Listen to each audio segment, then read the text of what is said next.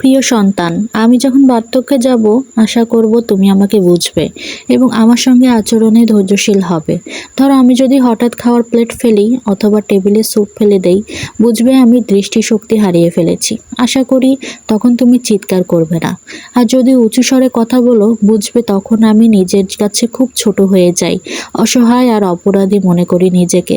যখন আমার শ্রবণ শক্তি শেষ হয়ে আসবে এবং শুনতে পাচ্ছি না আমাকে তুমি ঠিক কি বলছো, তখন আমাকে বধির বলা উচিত নয়। দয়া করে তুমি আবার বলো অথবা লিখে দেখাও।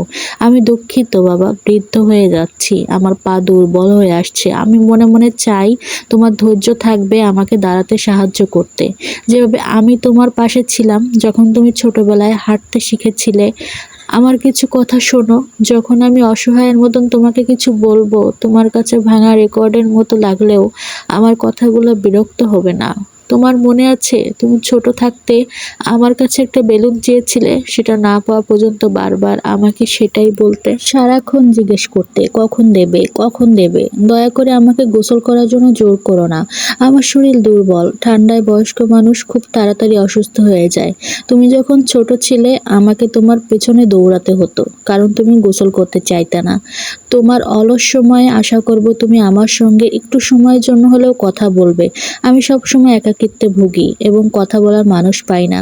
জানি তুমি ব্যস্ত থাকো কাজে অথবা আমার কথায় ও গল্পে আনন্দ পাও না তেমন, তবু আমার জন্য কিছু সময় রেখো। তোমার কি মনে পড়ে যখন ছোট ছিলে তখন তোমার টেডি বিয়ারের গল্প আমি শুনতাম? যখন আমার চলে যাওয়ার সময় আসবে, তুমি কি আমার হাত ধরে থাকবে, যা আমাকে সাহস যোগাবে? তুমি চিন্তা করো না, যখন আমার সৃষ্টিকর্তার সঙ্গে দেখা হবে আমি তার কাছে অবশ্যই বলবো তোমাকে অনুগ্রহ করতে, কারণ তুমি তোমার মা বাবাকে ভালোবেসেছিলে।